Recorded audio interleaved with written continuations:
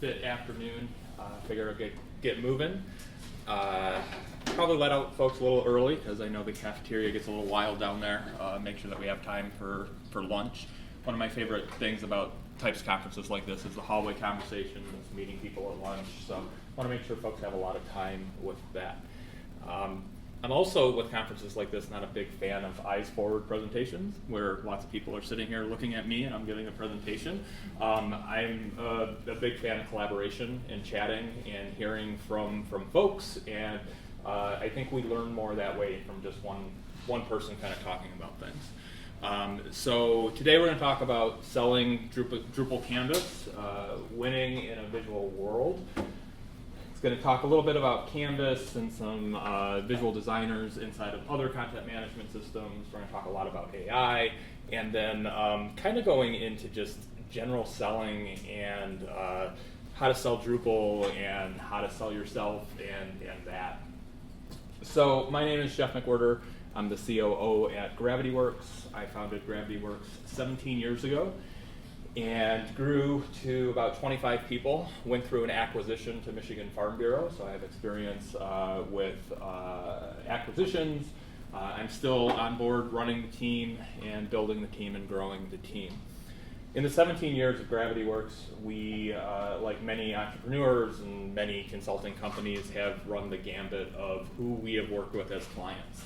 We've worked with mom and pop shops, we've worked with individuals, we've worked with very large organizations, and I went through all the phases of that as a business owner, from starting off looking at people designing large websites like large insurance companies or transportation systems in our area, and shaking my fist at the companies that win them, saying that we can do a better job, we can do a much better job, and then working with some of those larger organizations, going back to, it was so much easier when we were working with little people, not dealing with all the corporate red tape and different things in there.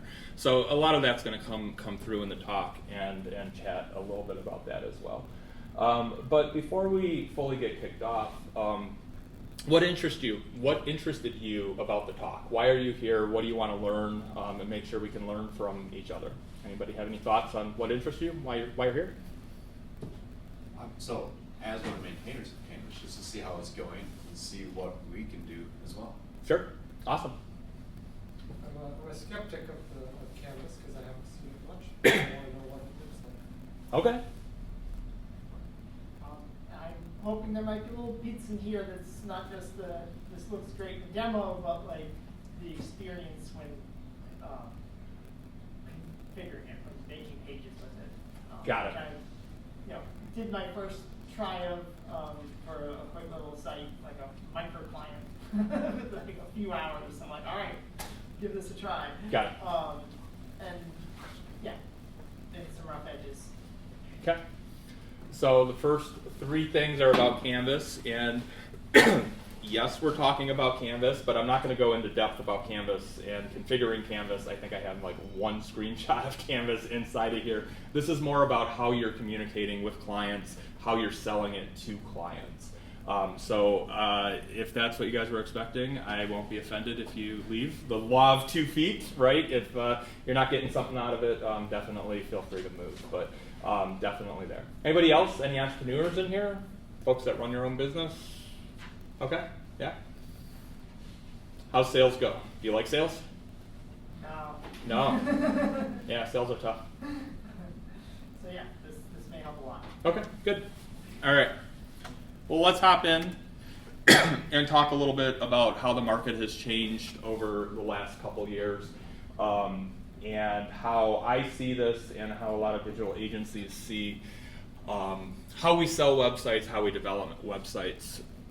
AI tools have reduced the perceived complexity of building websites and digital experiences. We have this concept called vibe coding. Folks familiar with vibe coding? What it is, you basically talk to an AI, and an AI is building what you want. You're not necessarily a developer, so you don't know what it's doing in the background. You're not controlling. You don't have spec files. You don't have all these files, like guardrails that are making what we know as developers really good and solid websites. So you're just building something, and then at the end of the day that you're pushing this. I would say in the last year, I know of at least 5 companies that have sprouted up. I'm from Lansing, Michigan, that are just some dude out of his basement who wasn't a developer before is now developing websites and clicking a button in Bolt and pushing it out into Netlify. There's lots of problems with that, right? You're not thinking about security, you're not thinking about accessibility, and AI is great if you tell it what to do. Think about accessibility, think about security, but a lot of it's just not getting picked up. So I think the market for smaller type mom and pop websites are going away for developers. We're quoting what we think is fair, what we used for small mom and pop websites, and people are coming back and saying, well, I got a quote for $500 for a website and I'm going to go with them. And you get what you pay for, but in a world where people are used to experiences like ChatGPT and Notion and things, people want things quick now. With AI, people want things turned around quick. They want it be able to change things on the fly. So the market really is changing around there. So when we think about competitors to Drupal, we used to think of WordPress when we're thinking those mom and pop websites. Bigger enterprise sites, we're thinking like Adobe Experience Manager, and Drupal has always been good with competing on both that lower level, the mom and pop websites, and the Adobe websites as well. But now we get some other players in the mix here. We have these frameworks, these vibe coding frameworks like Bolt and Lovable and Base 44, where you can just go in and you can just start building websites and just go in from there. I think that an interesting thing that I've observed too is this concept of AI slop. And the younger generations definitely get it. I have a 14-year-old and an 11-year-old. And I think that when I'm working with older folks of my generation, they see things and they're like, oh, this is awesome, this is great. My kids notice AI slop instantly, even before I do.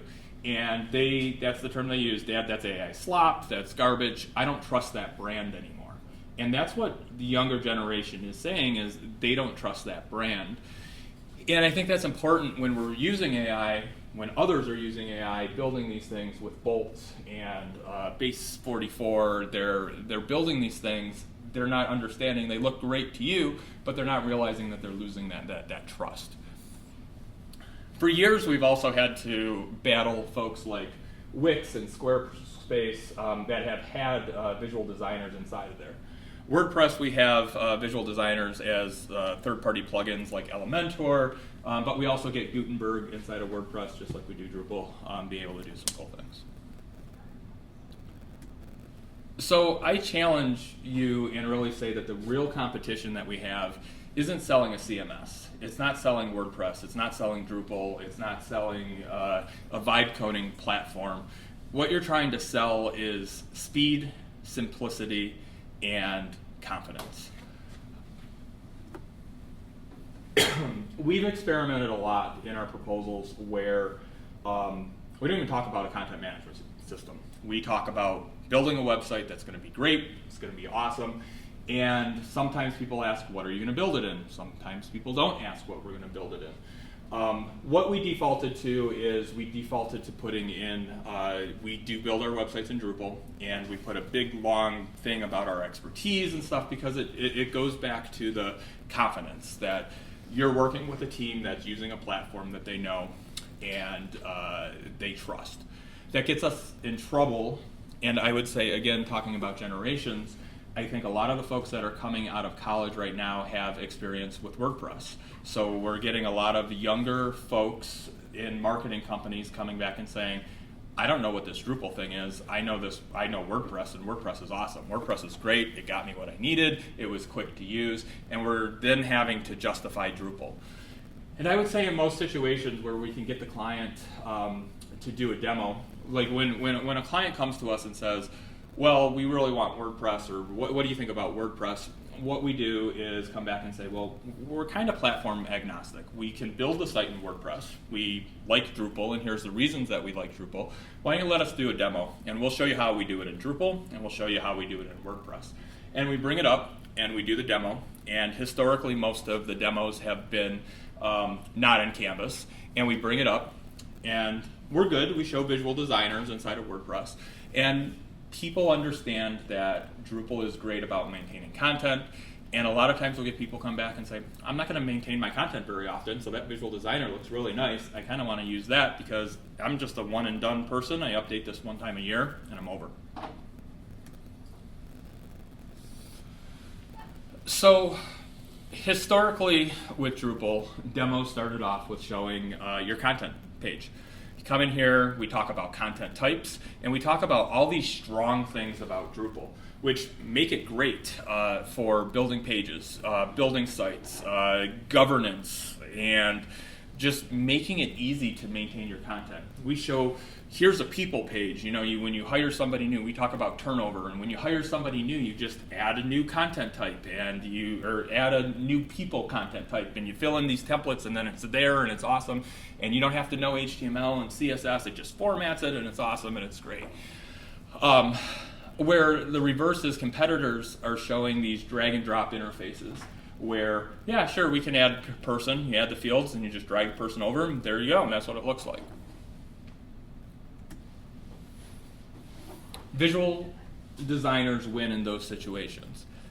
So Wix, Squarespace, and it's interesting, we have a very large client that has a franchise model where the main website is in Drupal, and then there's about 200 sub-sites that are franchisees. They have their own site. They were Drupal installs. They could pick from free templates. You pick the template, and we populate some content. They were their own sites, so they spun up on their own sites in Pantheon, and they were maintained as their own sites. The client recently came back and said, it's too much to maintain those with the updates. The clients never change them. We just build them and they just sit out there. And they switched them all over to Squarespace. And it was extremely frustrating because I went through a big moment of having to explain why it was bad, talking about security, talking about accessibility. Now you're in charge of this. And the client is kind of getting that and understanding that now. Now they're about halfway through their conversion over to Squarespace, and I think they're regretting part of it, but of course they're not going to come back and say, put them all over to Drupal again. So visual builders just have this instant feedback. They create creative confidence, and that's something that we talk a lot about with our clients is we're building a tool for you to, it's not just a website, it's a sales tool. It's a tool to get information out. So you need to be confident about what you're building. Low intimidation, a sense of ownership when they're building things. So again, going back to where Drupal struggled is this is out of a transportation system that we have. This is a page, it's the 4 vendors page, and then it has paragraphs on the bottom. So we have the body that has a heading and body text, and there's been, it's, when you show somebody this for the first time, it's intimidating. Once you look at it and you've been into it for a while, this is solid, this is easy to maintain, this is really nice to be able to change things. But from a brand new user, it's a cluttered admin UI. It has complicated form fields, lots of inputs and checkboxes. I think this is great for governance and being able to maintain content in areas, but we get a lot of pushback from that. So enter Drupal Canvas. Our team was extremely excited, and we've been following Canvas for a very long time. We're excited to see where it's going, and it's just another tool in the toolbox to be able to sell things. So instead of starting our demos with showing that content page, we're able to start a demo with here's a page inside of Drupal. Here are our content areas. We have content blocks. We can drag content over here. We can do this. And it's totally eliminated that conversation about visual designers. People don't even bring up Elementor. They don't bring up Wix. It's just very much, okay, well, Drupal can do that. Okay, there we go. So it feels like this is something that Drupal has needed for an extremely long time, and it just fits right into the family, and it fits into being able to build and be able to sell. A couple issues that we have with this is it must be Drupal 11. I know there was some experiments early on with some other versions of Drupal. We have to be on the latest version of Drupal. But from a sales perspective, that's not necessarily a bad thing, because if somebody's on Drupal 10, now we're selling them a Drupal 11 upgrade to be able to get this fancy new tool to be able to do cool things. So not a huge problem, but just something to be thinking about. The other thing is porting over all those paragraphs. So on those sites that have just a ton of paragraphs and building, you have all these pages that are just so intense with that, you can't port them over right now. And true statement? So actually there's work to do migrations where you won't have to migrate your paragraphs. Okay. Because your paragraph types would show up as components. Okay. So your existing pages would probably just sit, but you could start doing new pages, and all that work you put into your paragraph types would show up as components. There's an issue in the queue. I don't know the status if I haven't checked in a while, but there is a plan to make it like almost a seamless migrate. Seamless. We'll do air quotes on Steam. Yeah. And I think when that happens, that's going to be amazing. That's going to be great, because then that's just another tool to be able to say, you have all these complicated paragraphs, we can migrate them in, we can put them in, and they're just components that we can drag over on the page, which is going to be awesome and great. Yeah, so Drupal Canvas really helps us solve some of the things that Drupal is great at solving. Solving governance issues, accessibility, the whole concept of structured content, brand consistency, and scalability. So we get that inside of Canvas, but we also get what marketing folks want. They want speed, they want flexibility, they want to be able to drag and drop things over there, they want independence and be able to build campaigns faster. They want to build a landing page that looks different from the site, but just slightly. We're able to build those extremely fast when inside of Canvas. So what faster publishing actually means is faster campaign launches, reduced training time, and faster experimentation. I'm trying to think where to go with this. A/B testing. A/B testing from a user design perspective is something that's awesome and great. You put up 2 pages, you get user feedback, you see what page is working and which page is not working. A/B testing is expensive because you have to build 2 pages and see exactly which one is performing and which one's not, and then you're throwing one of them away. With things like Canvas, you can build these things up very quickly, and it reduces the cost, which is therefore going to create a better user experience down the road. Faster experimentation is extremely important, especially in our world of AI where things are churning and burning. We want to be able to bring something up extremely quick. And this helps sales teams sell upward to executives. Being able to tell them that we can train your team on how to bring up a landing page or bring this up. Definitely, I have found executives like to hear that. Teams like to hear that you're able to bring things up quickly, you're able to iterate quickly. They like that. So I go back to, again, AI changes everything. And I go back to what I said about these companies popping up where they're just single people using AI to build websites, and they're throwing out a lot of the standards. They're not thinking about things. It's very obvious that AI slop. Number one, if you're looking at websites and it uses Tailwind and it's got some blocks around it, more than likely it's AI generated. You can look at it, as you see a couple of these, you're going to know, which as web developers, it's good to know to stay away from that when you are using AI to work with that. But AI just changes how we, expectations of how we sell things. Expectations of, are we going to be able to do this quickly? Why are we spending so much money on this as well? So really, diverts into this concept of stop selling features and sell your talents, sell who you are, sell your company. Stop selling content types and headless CMSs. Start talking about, change your sales strategy to talk about faster launches or brand consistency.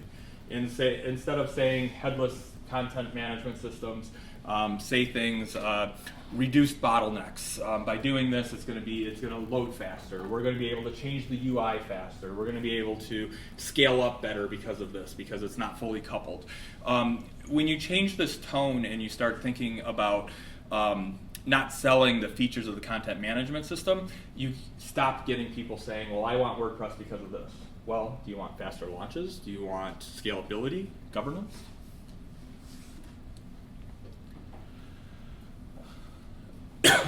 So what clients actually want. From a sales perspective and a project perspective, clients always expect clear expectations, transparency, they want predictable delivery, and confidence that the team is aligned. 86% of buyers are willing to pay more for a better customer experience. It's important inside of proposals that you're writing to make sure you're talking about customer service, that you're talking about why you do things better than other organizations, how you're there to support folks. And one disclaimer I didn't make when I started the talk is I'm not a sales guy. I've never been a sales guy. My background is a tech guy, and how I was successful early on with selling is selling things like this, selling expectations, being transparent with my client, selling talent, selling I'm here to help you. All of those things are great, and one of the things that I found difficult is how do you scale that? How do you teach others to do that when they don't have a technical background? And you are having folks that have a sales background inside of there. The other stat I thought was interesting is users form an opinion about a website in 50 milliseconds. Whether it's a good design, whether they can navigate. These are what clients actually want. So I think I'll go this route. So the gentleman that has this company, do you respond to RFPs? Yeah. What do you think about responding to RFPs? Horrible. Terrible. Yeah, terrible. What about other folks? Have other folks in here responded? You got a thumbs down. Okay, we got a head shaker. A couple head shakers passing. RFPs are extremely difficult because you're going in blind. Most of the situations, they don't know who you are. You're going up against a lot of people. They're looking for the lowest cost in some situations, and they're extremely difficult and they're extremely time consuming. My favorites are the ones that you have to print out 6 copies of them and mail them by a certain date. Those are always my favorite. And 5 years ago, I was still seeing them, and I still see them to this day. We get some folks. And it really comes back to, if they're making you jump through all these hoops, like print all of this out. I remember training a woman when she first started working at Gravity Works and was working on proposals, and telling her a story that years ago we got a proposal rejected because of the way that we stapled it, because we stapled it incorrectly, and I think we stapled it and they didn't want it stapled, so they just rejected it. And their comment was, if you can't follow the instructions inside of the RFP, how are you going to follow the instructions of the project? And it's just stuff like that you just have to be so careful with and going into it. Our stance is, if we're a good fit, we're going to reply to it. We're going to work on it. We're going to spend the time to do it. But there's a sunk cost in there. Having employees, because you have to go to your team, you have to ask them about estimates. You have to have somebody write stuff up. And then there's the whole AI slot part of it, because a couple of years ago, AI came out, and we're like, this is great. We can throw this at AI, and it can write a lot of this stuff. And people can recognize AI slop, and if you're using AI to generate your responses to your proposal, what is your project going to look like? So changing the tone of taking an RFP and giving it to AI and saying, summarize this, help me respond to this, and getting the points and then writing it yourself has definitely helped us wade through all of that stuff. The other thing I hate about RFPs is we have to notarize stuff, and it's always we're not doing business in Iran, and then you have to go and notarize it. Always a pain in the neck to have to do something like that. And it's kind of like, why don't we get through the whole RFP process and then have these conversations like, okay, let's notarize this, here's what we need to do. Some of the best RFPs that I have seen have taken feedback from other people and asked really good questions. Some of the worst ones I have seen have been ones that have just been copy and pasted from other organizations. So why I went on this RFP rant is really just with enterprise buyers. And we see RFPs with municipalities, a lot of transportation companies, higher education, we see a lot of it with there. And it's just a lot of red flags when you're starting to do this. I will say that I like when we win a project and I make the comment, who is that? I haven't heard of them before. I mean, it feels good as somebody running the company, and it gives me an opportunity to get to know them, but I think I get a lot more satisfaction with, yeah, I was out at this client for a week and we worked, we did a discovery phase, we figured out what they wanted, and we know what we're actually selling them, and they actually know what they're gonna get. And those projects turn out a lot better. Not to say that we haven't had blind RFPs that we still have great clients and we work well with, because a lot of times it's just the situation, and that's what they have to work with. But anyway, enterprise buyers, usually there's 6 to 10 stakeholders involved in the typical enterprise purchase. Working with enterprise clients is tough. Folks working with enterprise clients, talking like 1,000 people, it's a lot of red tape. We got change controls, we got change orders that we have to go through, 6 to 10 people that have to just go through and make approvals, and it just is tough. Average sales cycle that we find is between 6 to 12 months for a sales cycle to get something like that. Yeah. So the reverse with that is smaller organizations, more likely like 1 to 2 people that we're working with approvals, going through, there's lower training, the launches are faster, predictable monthly costs. It just seems much better with working with smaller organizations. Again, like everything, there's a balance and there's trade-offs. It's nice working with one very large client, where that one client you would have to replace with 5 smaller clients. That's nice. There's a saying about not putting all your eggs in one basket when you have a larger client. We started work with the state of Michigan many years ago, and we were a small company when we did it. We were about 12 individuals, and the CIO of the state of Michigan pulled me into his office and sat down, and right before we were starting the contract, and he said, the state of Michigan eats companies your size alive. And I kind of looked at him, what do you mean by that? He said, we are going to ramp up extremely quickly. We are going to make a ton of demands on you. You're going to hire a lot of people, and then one day we're going to fire you. I said, okay. Knowing that, we put boundaries in place.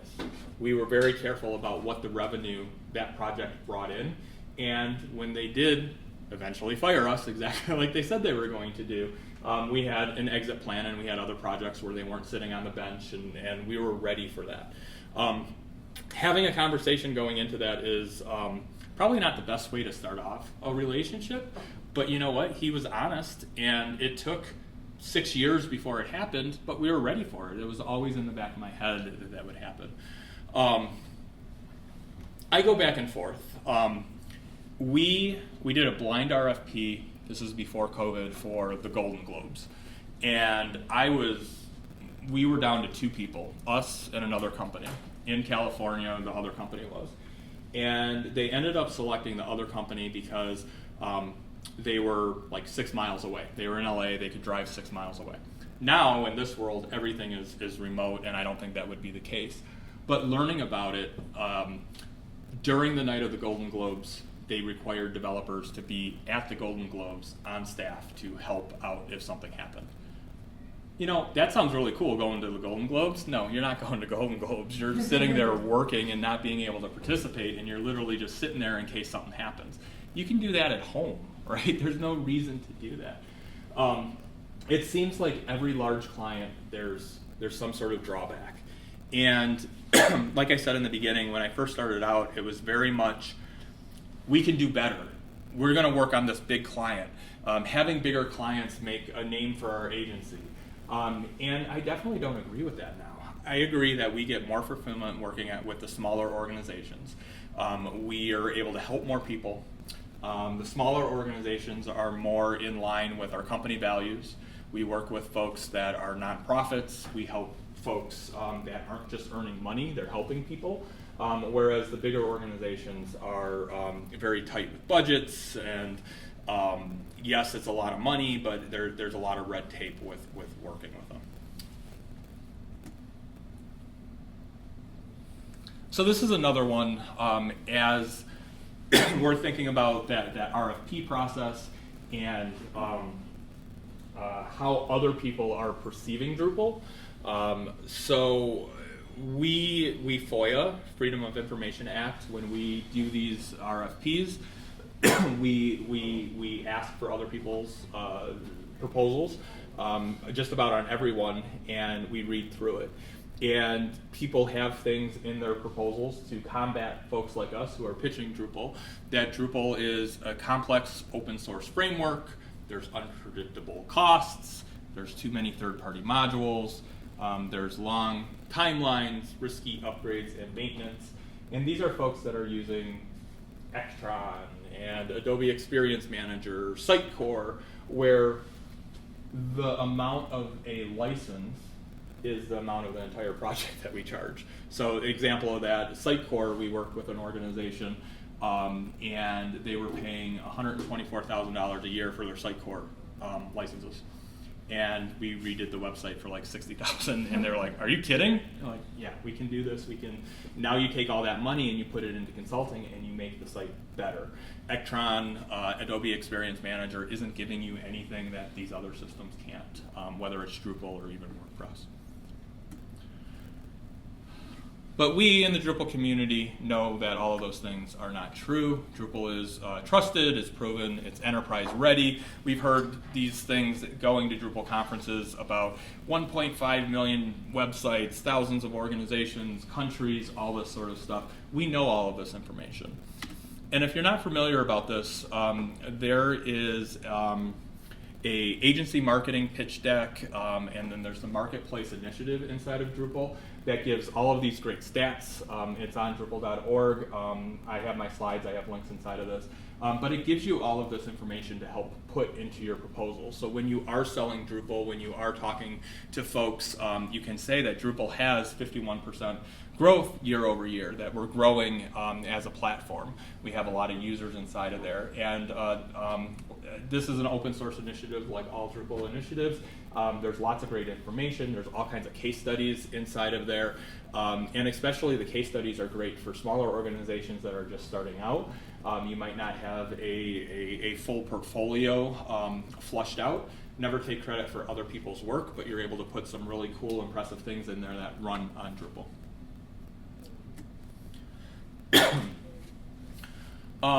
So Drupal's opportunity, I'm going to go through quick on a couple of these things just to get folks out a little bit earlier. We all know there's no licensing lock-in. We get these integrations that are great, better long-term innovation potential, and we're starting to get more alignment with AI.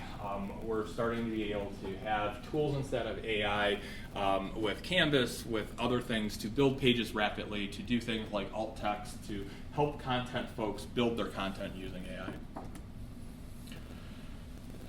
If I had to say anything, agencies need to have better demos. We need to talk about governance. We need to focus on those marketing experiences, and we need to show these visual editors. We need to show Drupal Canvas. We need to get comfortable with Drupal Canvas, showing them and making sure folks can see the difference.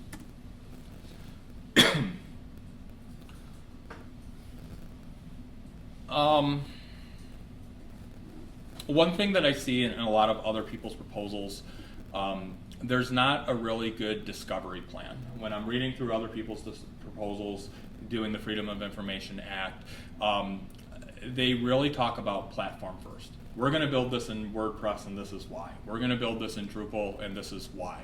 We're going to build this feature, and this feature, and this is how much it's going to cost. Whereas great proposals that I see, and the ones that I see that are winning, talk about what we see that you have this workflow pane. We've asked you about it in our questions that we've asked. We know that you have bottlenecks because you have this complicated workflow. Internal politics, we talk about that, about the larger organizations. What does change control look like? What does, this is how we've managed complicated change control. Content ownership, who on your team is going to own the content? And this really helps when we move into very large enterprise websites. I'm going to skip this guy and go to selling confidence instead of technology. As I mentioned, I never was a sales guy, and I think this slide sums up why I've been successful with selling. It's certainty, because I don't have to go back to a team and ask. It's clarity, because I can explain to them when they have questions.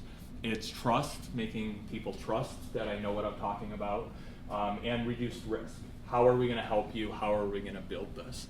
I think selling confidence instead of the technology is how we sell more Drupal.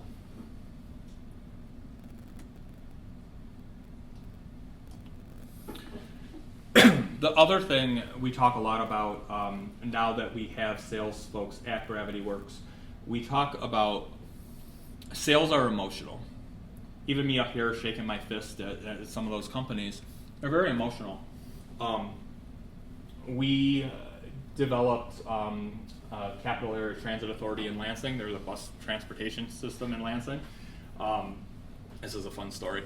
Let's take a step back. When my kids were really young, like 5 years old, my wife works at a credit union, the MSU credit union, and there'd be billboards, and we would drive by, and the kids would say, "Mom works there, Mom works there." And I was kind of like, okay, that's cool. Then every time we did the website for the CATA buses, and every time I'd see a CATA bus, hey, Dad did the website for that. So then the kids started switching that, Dad did the website for CATA, and then we'd drive by another place, and I'd say, guess who did the website for that? And they'd say, Gravity Works did. And it really turned into being proud of the things that we work on. So CATA did a RFP about a year and a half ago for a new website. We lost the bid for CATA, and we lost to a company. I'm not going to go into it. We lost to a company, and it was a pretty hard loss.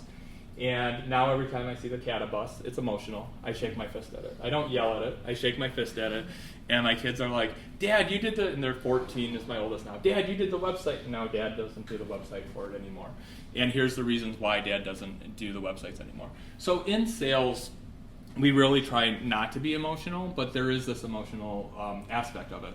And from the sales side of the company that's selling something, but from the internal side, there's a lot of emotion inside of there as well. The clients that you're working with have a fear of failure. They have a fear that they're going to choose the wrong company. Their career's at risk. A lot of these projects are very expensive, and they need to make sure that they've selected the right people. They get stakeholder pressure. Go faster, do better. So there's that emotion inside of there where folks are choosing companies. You may look great on paper, but when they get you in a room and they talk to you, it might not be the same. And again, those are tough too, especially in the blind RFPs where you actually get selected out of 100 people who submitted, and you're down to 3, and you go, and you meet with them, you think you have a great meeting, and then they don't hire you, and you think, is it because of me? What did I do wrong? Do you not like me? What is going on? And that's definitely taking a toll emotionally and mentally on me.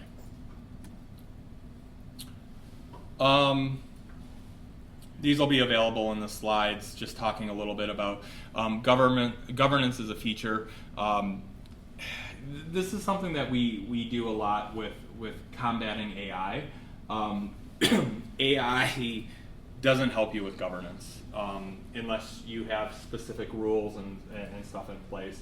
If you have somebody that's building an AI website or using Wix or something like that, a lot of that governance and brand standards and content styles, it just kind of goes out the window. So talking about governance as a feature is definitely a good thing. I think we all get this, the importance of estimating correct, asking questions. Never feel that when you are responding to an RFP or you're working with a client that you can't ask questions. If you feel that you can't ask questions, then they're probably not a good fit.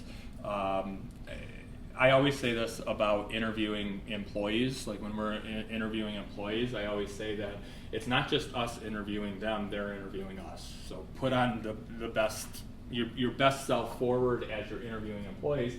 The same way with clients. It's a two-way street. You want to make sure that you're finding clients that are going to be a good fit, you're going to be able to do successful work with, and making sure that you're able to be transparent about as much things as you can. In the beginning, when I was an entrepreneur, just starting out, you take any project that'll come. Anything that comes down the road, you take, you get it done, and then you move on. And we've worked on some pretty bad projects that we probably shouldn't have done. And then as we've gotten established over the years, we can definitely be a little bit more selective about that. Misalignment, talk a little bit about that, same sort of thing. I think this kind of goes more to the team, that if you're pushing out estimates and your team doesn't have buyback, they haven't seen the estimates, the sales team is being traditional salespeople and selling a Sitecore site when you're not a Sitecore developer, you're a Drupal site, I think those deteriorate relationships very quickly. Not all of those deterioration aspects are as drastic, but it can be as simple as just not asking estimates, and then a developer is slotted into this amount of time, and there's no way that they'd be able to get stuff done.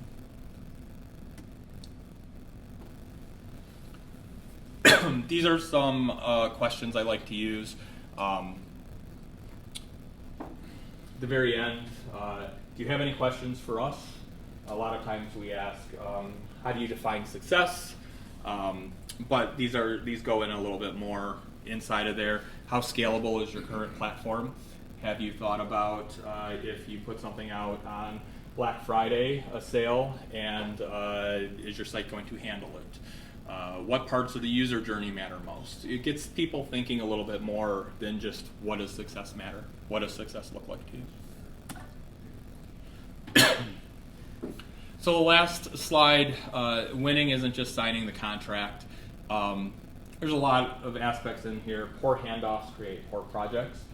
So as you're a bigger team and you have sales folks that are working on the sales side, and then it goes to project managers, to the content team, to the design team, to the development team, to the QA team, to the maintenance team, making sure that all of those handoffs are seamless, making sure that you have that. And you can talk to the team about that. You can talk to your client about that. Trust is lost quickly when delivery doesn't match the sales story. Having checkpoints frequently with design and content. And we all know in this room that projects change on a dime. They change constantly. Clients change their mind about different things. They want something different. And making sure that's very well documented, but making sure that it's known as well. So give you a couple minutes to get out and get to the cafeteria early. So thanks for coming and learning a little bit about how I do sales with Drupal and a little bit about Canvas. Any questions? Yeah? Estimating in there. critical. What tools and are there tools that you are able to use to develop those estimates, or are you just Google Docs, spreadsheets, things like that? Google Docs spreadsheets. We have a template that we use. We have averages from projects. We have all the numbers. We're going back 17 years, which we found that as our team changes, those numbers change. So you can use those averages, but we are a little bit slower now than we used to be. So why that happened, there's various reasons, but making sure that the team's actually looking at the numbers as well. Yeah, I don't have any great with that. We use Asana for a lot of things, but I think like estimating inside of Asana is horrible. It is so difficult to put the task and then the amount inside of there. And we're looking at some AI integrations to kind of clean it up though. Any other questions? All right, enjoy lunch, everyone.